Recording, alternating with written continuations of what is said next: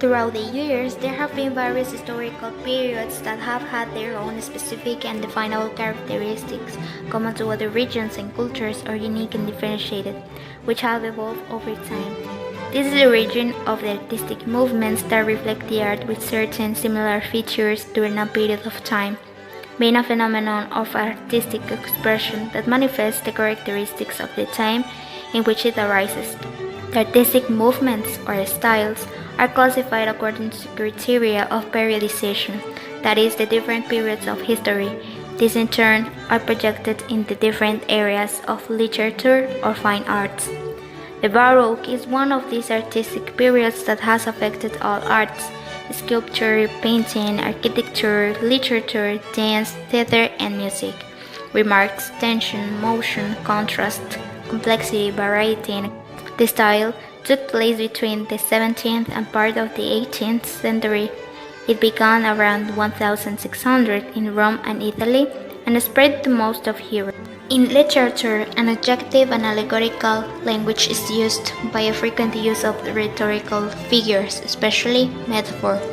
The Baroque literature must be understood within the framework of colonial society and in the consequent cultural miscegenation, and at the same time, without forgetting the role of the Church in society as a whole. In Spain, the Baroque coincides with the Golden Age, the themes of love, honor, religious, with the counter-reform in progress, and satire dominate. In poetry, the controversy between conceptismo, to which Francisco de Quevedo is attached, and the culteranismo represented by Luis de Góngora. The novel lives a time of maximum splendor with the works of Cervantes and a large number of subgenres. In the theater, dominated by comedies and auto-sacramental or dramatizations of biblical passages. Pedro Calderón de la Barca mixes the rules of comedy with serious themes and evolves the Hispanic tragedy.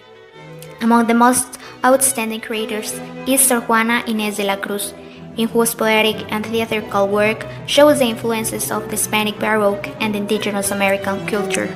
She was born out of wedlock in San Miguel Nepantla on November 12 in 1651 and was a self-taught scholar. Her name, before taking the habit, was Juana de Asbaji Ramirez. In 1667, owing to her desire to have no fixed occupation which might curtail my freedom to study, Sor Juana began her life as a nun. She moved in 1669 to the convent of San Jerónimo in Mexico City, where she remained cloistered for the rest of her life.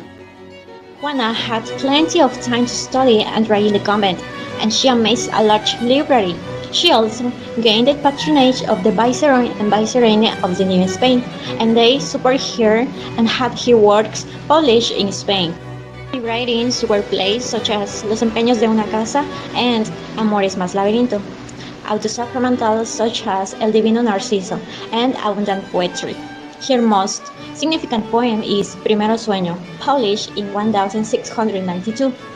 It is at once personal and universal, recounting the soul's quest for knowledge, and her famous poem, Hombres Necios, accuses men of the illogical behavior that they criticize in women. The author's prose is less abundant and consists of devotional texts such as the famous Carta Antenagórica, and above all the Respuesta a Sor Filotea de la Cruz. She finally died in Mexico City on April 17, in 1695. Sor Juana's history and achievements have made her endure throughout time. She is now a national icon of Mexico and Mexican identity. Her foreign cloister is a center of higher education, and her image adorns Mexican currency.